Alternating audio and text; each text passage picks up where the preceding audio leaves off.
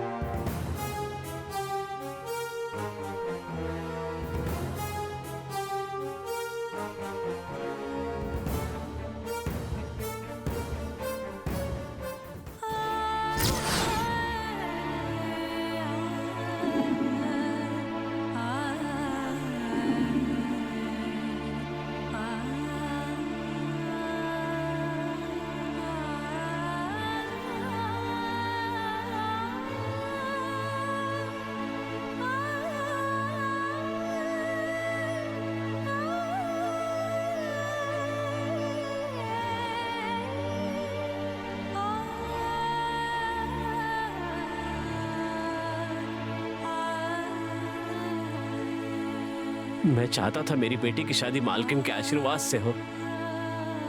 वो अपने हाथों से पार्वती को आशीर्वाद देकर इस घर से विदा करेंगी, पर जो मैंने सोचा था वो इस जन्म में नहीं हो पाएगा सावित्री।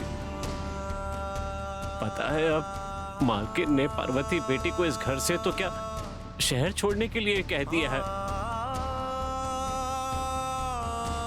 हम यहां से जा रहे हैं सावित्री, अपने गांव वापस जा रहे हैं।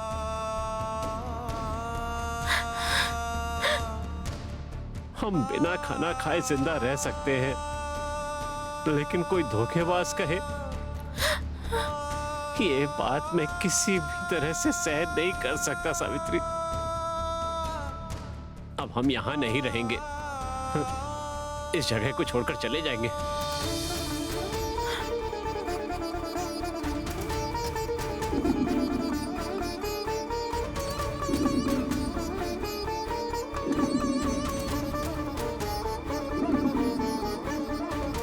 आओ चले।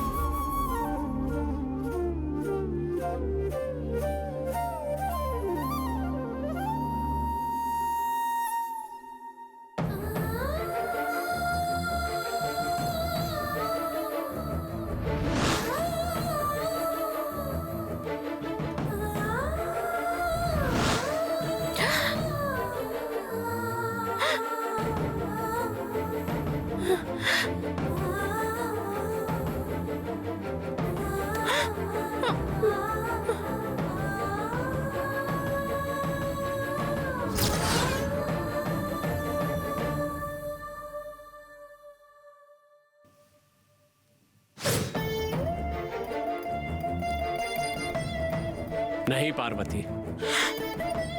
ये भगवान की मूर्ति है। हम जिस मालकिन को भगवान मानते थे उसी मालकिन ने हमें यहाँ से जाने के लिए कह दिया है। अब इस भगवान की मूर्ति का क्या काम? रात को जब तुमने इस मूर्ति को यहाँ लाकर रखा था उस समय मैं जाग रहा था।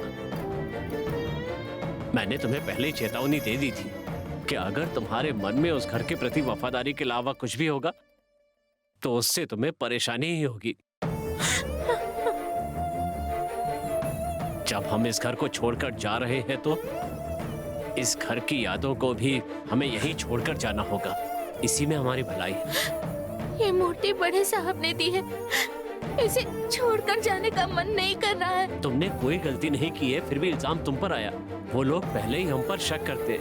वैसे भी हमारे जाने के बाद सबको यही शक करना है कि हम जरूर कुछ लेकर गए होंगे। किसी ने हमारा सामान चेक किया और उसमें ये मूर्ति देख ली तो मालकिन तुम्हें गोली मार देंगी या फिर मुझे मार देंगी। हम तीनों में से अगर कोई एक भी मारा गया तो दूसरा कोई जिंदा नहीं रह पाएगा। अब चलो पार्वती।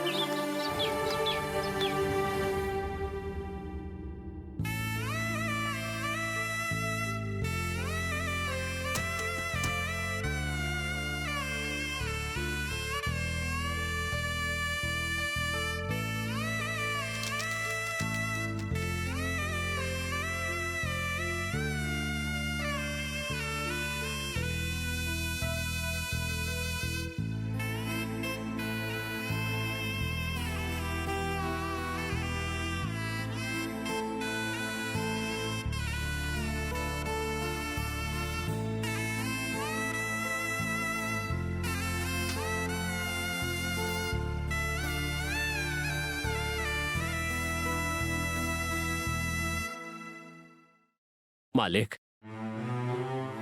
इतने सालों तक आपने हम लोगों को इतने अच्छे से रखा, इतने साल यहाँ वफादारी से काम किया, इसके बाद भी हम बदनामी लेकर जा रहे हैं। हम बहुत शर्मिंदा हैं।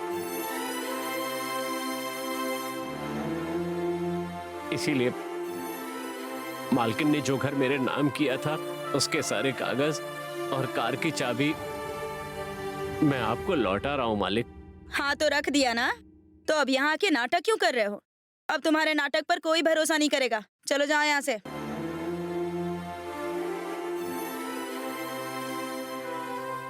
ठीक है, मैं चलता हूँ मालिक। मालकिन, मुझे आज्ञा दीजिए। विजया। Okay madam. सुंदरम भैया 1 मिनट रुकिए, ये लीजिए। मैंने हर महीने पूरी तनख्वाह ली है, उसके बाद भी ये पैसे किस लिए विजया? आपके खर्चे के लिए मैडम ने दिए हैं, ले लीजिए।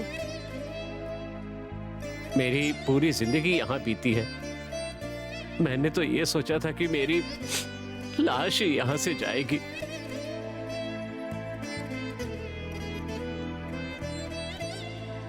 पर अपनी बेटी की वजह से आज इस उम्र में मुझे ये घर छोड़कर जाना पड़ रहा है। अब तो बस मैं एक जिंदा लाश हूँ। सुंदरम, तुम्हारे बाद तुम्हारे बच्चे और उसके बाद उनके बच्चों के बच्चे सब एक साथ अच्छे से रहेंगे हम सोचते थे, लेकिन तुम्हारी बेटी ने हम लोगों के मन को बहुत ही ज्यादा दुखी कर दिया। हमने कभी ऐसा सोचा नहीं था। इतने सालों में जो तुमने किया उसका बोनस समझकर इसे रख लो तुम। नौकर चाहे कितना भी अच्छा क्यों ना हो, अगर उस पर कोई कलंक लग जाए तो घर छोड़ते समय उसे घर से कुछ भी लेकर नहीं जाना चाहिए। मैं पैसे लेने के लिए मना कर रहा हूं, इसके लिए माफ कर दीजिए। सुंदरम, हाँ, मालकिन। इस घर से जाने के बाद तुम यहाँ इसी शहर में रहोगे या फिर अपने गांव चले जाओगे, वो तुम्हारी मर्जी है। लेकिन आज के बाद कभी भी तुम्हारी बेटी मुझे नजर नहीं आनी चाहिए, समझ गए? अरे वाह,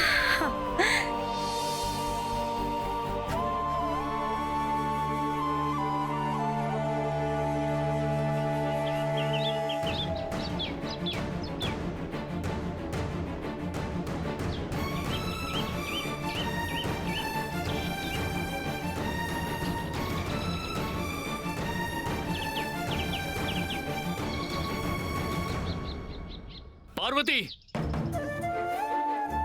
पार्वती, ए गणेश! अब तुम जा सकते हो। ठीक है मालकिन।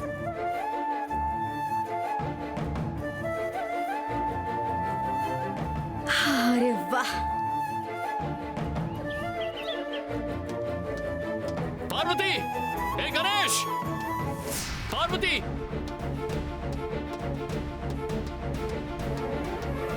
पार्वती! ए गणेश! पार्वती!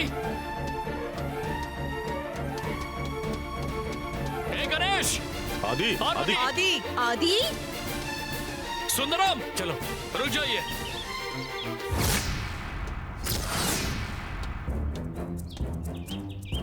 सुंदरम, कहाँ जा रहे हैं आप लोग?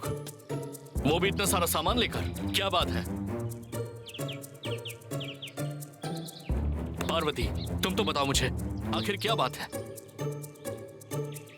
ए गणेश, तू तो बता सकता है ना?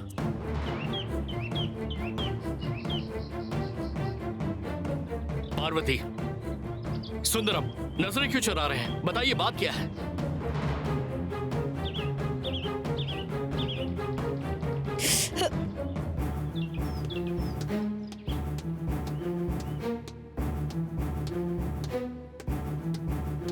माँ, ये पार्वती, सुंदरम और गणेश पता नहीं कहां जा रहे हैं। मैंने पूछा फिर भी नहीं बता रहे हैं। क्या बताना है? बताने के लिए कुछ नहीं आदि। पापा, ये आप क्या कह रहे हैं? वो आंखों के सामने घर छोड़कर जा रहे हैं। आखिर ऐसा उन्होंने क्या किया है? क्यों घर से बाहर जा रहे हैं? जाने दो, छोड़ दो उन लोगों को।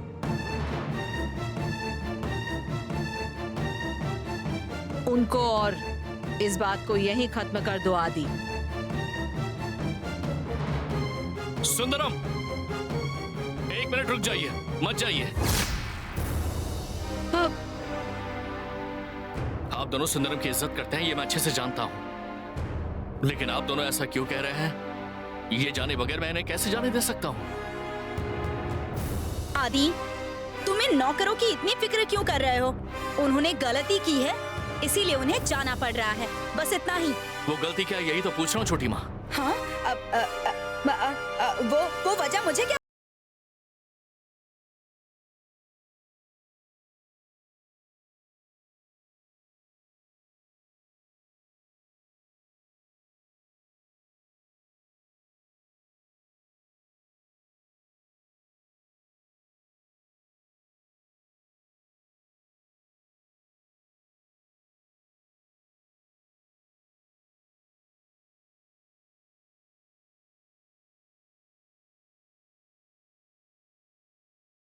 ना होगा, यही उनकी सजा है आदि। नहीं पापा, बिल्कुल नहीं, इन्हें माफ कर दीजिए। ऐसा नहीं हो सकता आदि। इस मामले में मेहरबानी करके बीच में मत पड़ो।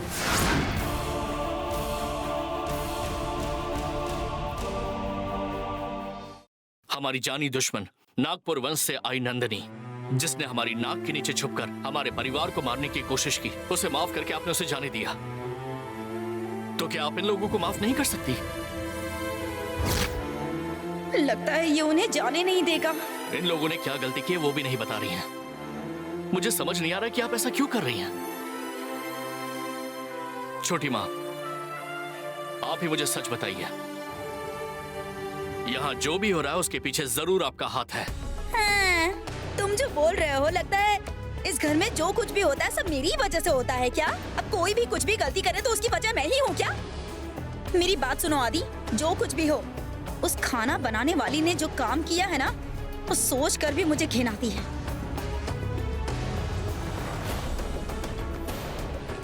तुम्हें क्या इतनी पड़ी है आदि? अब वो लोग जा रहे हैं तो जाने दो ना, तुम्हें इससे इतना फर्क क्यों पड़ रहा है बताओ?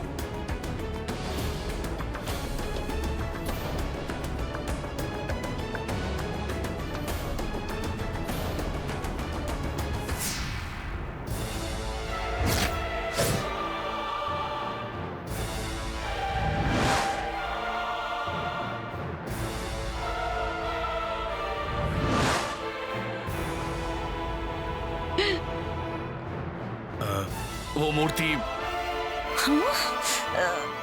कौन सी मूर्ति? अब कहाँ है मूर्ति? यहाँ पर तो कोई मूर्ति नहीं है। हाँ, अब कहीं नहीं छोटी है। माँ, जरा साइड हो जाइए। हाँ, कौन सी मूर्ति? हाँ, यहाँ पर तो कुछ भी नहीं है। हाँ, कौन सी मूर्ति?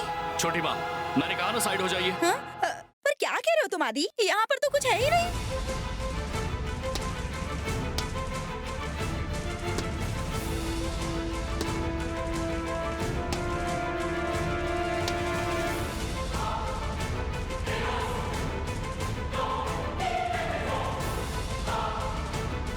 मैंने कहा ना आदि, यहाँ कुछ नहीं है। छोटी माँ प्लीज हट जाइए।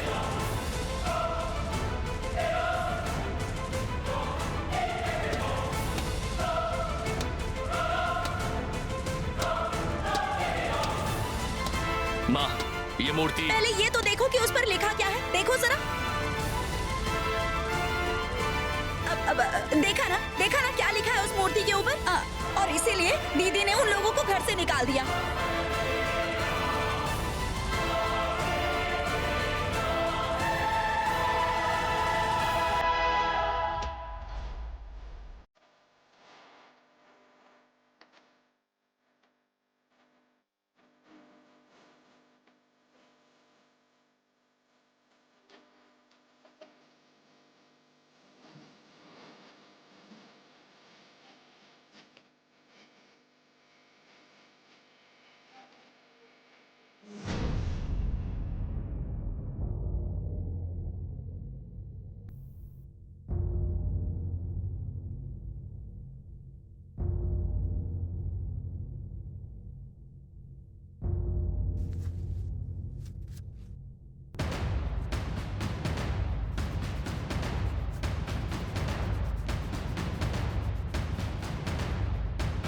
अरे रे, ये तो पहुंच रहा है।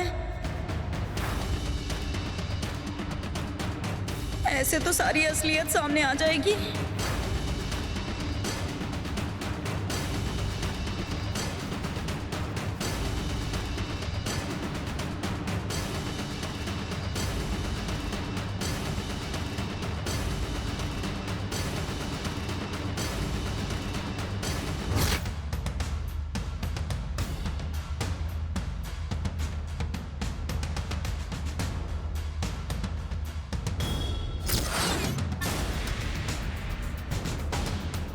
माँ, इस मूर्ति पर क्या लिखा है आप खुद ही देख लीजिए।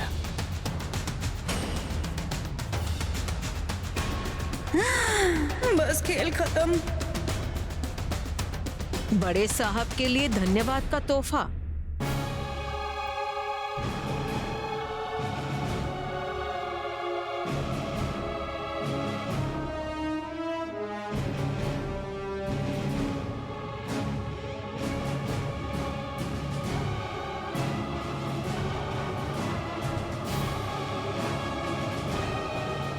ये पार्वती ने नहीं लिखा है। मैं अच्छे से जानता हूं कि ये छोटी माँ का काम है।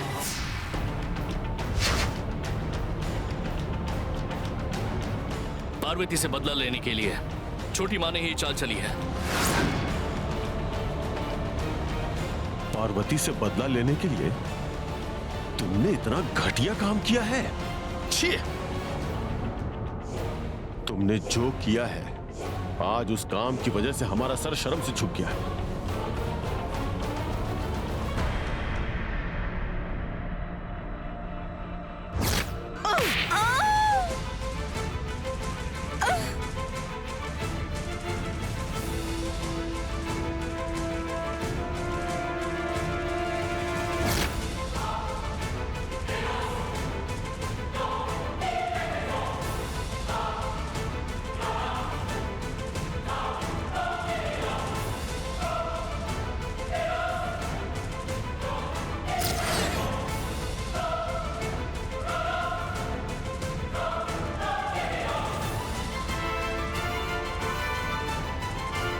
दीदी,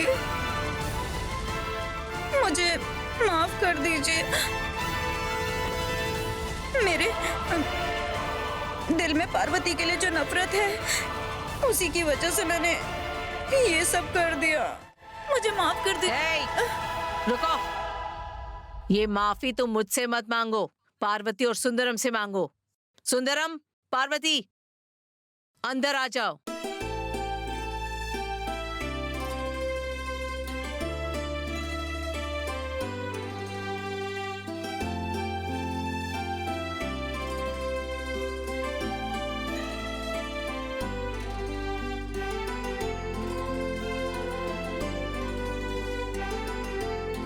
गलती न होने के बावजूद तुम्हारी वजह से इन्हें घर छोड़ने के लिए कहा। अब तुम अपना सर झुकाकर पार्वती और सुंदरम से माफी मांगोगी।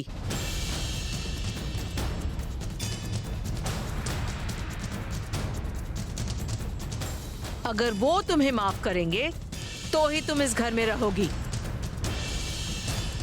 वरना जो सजा उन्हें दी है वो तुम भुगतोगी और तुम्हें इस घर से जाना पड़ेगा।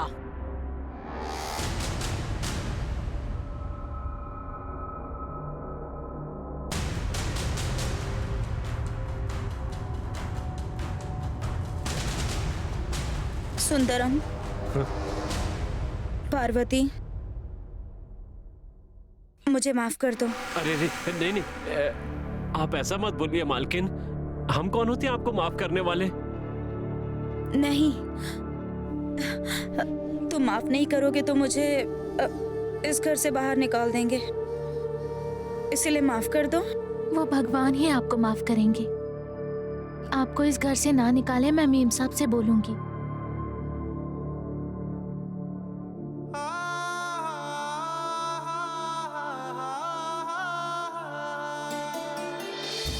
मीम साहब, आप इन्हें माफ कर दीजिए। मीम साहब,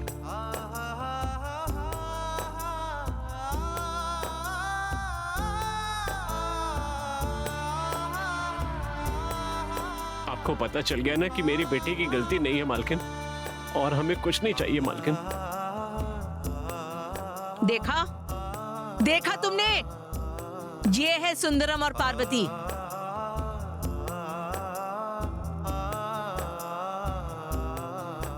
तुमने इतनी बड़ी गलती की, फिर भी माफ करने से पहले इन्होंने एक बार नहीं सोचा। कम से कम अब तो सुधर जाओ तुम। सुंदरम जी मालकिन। तुम कहीं नहीं जाओगे, पार्वती और गणेश के साथ आउट हाउस में जाओ।